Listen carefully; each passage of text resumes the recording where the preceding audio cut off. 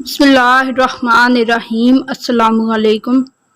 ہمارے ہاں کچا پیاز اور لہسن عام کھانے کی ترغیب دی جاتی ہے اور اس کے طبی فوائد بتا کر لوگوں میں اشتیاق پیدا کیا جاتا ہے۔ اگرچہ یہ چیزیں حلال ہیں لیکن اسلام میں کچے پیاز اور لہسن کو کھانے سے منع فرمایا گیا ہے۔ اس سے انسانوں کے ساتھ ساتھ فرشتوں کو بھی تکلیف پہنچتی ہے۔ تاہم اس کو پکا کر کھا لیا جائے تو منع نہیں کیا جاتا۔ علماء دین کا کہنا ہے کہ لہسن اور پیاز کچا کھانا بدبو کی وجہ سے منع فرمایا گیا ہے۔ دوسرا یہ کہ کیونکہ رسول اکرم صلی اللہ علیہ وسلم نے ہر اس کام سے روکا ہے جو نظافت و نفاست کے خلاف ہو۔ سیدنا عبداللہ بن عمر رضی اللہ تعالیٰ عنہ روایت کرتے ہیں کہ نبی کریم صلی اللہ علیہ وآلہ وسلم نے غزوہ خیبر کے دوران فرمایا کہ جو اس درخت یعنی لہسن سے کھائے وہ ہماری مسجد کے قریب نہ آئے۔ بخاری شریف اور مسلم میں لہسن پیاز کچا کھانے کے حوالے سے متعدد احادیث موجود ہیں۔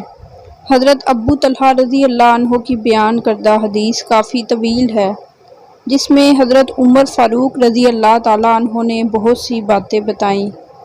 ان میں سے ایک یہ بھی ہے، اے لوگو تم لہسن اور پیاز کے درختوں سے کھاتے ہو، حالانکہ میں ان کو خبیث سمجھتا ہوں۔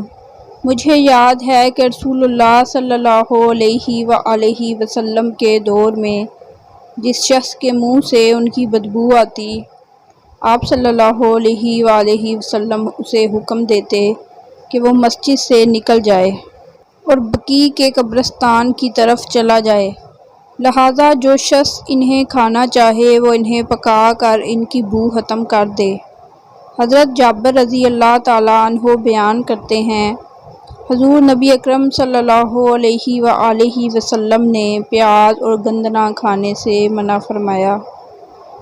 ہم نے ضرورت سے مغلوب ہو کر انہیں کھا لیا تو حضور نبی اکرم صلی اللہ علیہ وآلہ وسلم نے فرمایا، جو ان بدبودار درختوں سے کھائے وہ ہماری مسجد کے قریب نہ آئے، کیونکہ فرشتوں کو بھی ان چیزوں سے تکلیف ہوتی ہے جن سے انسانوں کو تکلیف ہوتی ہے۔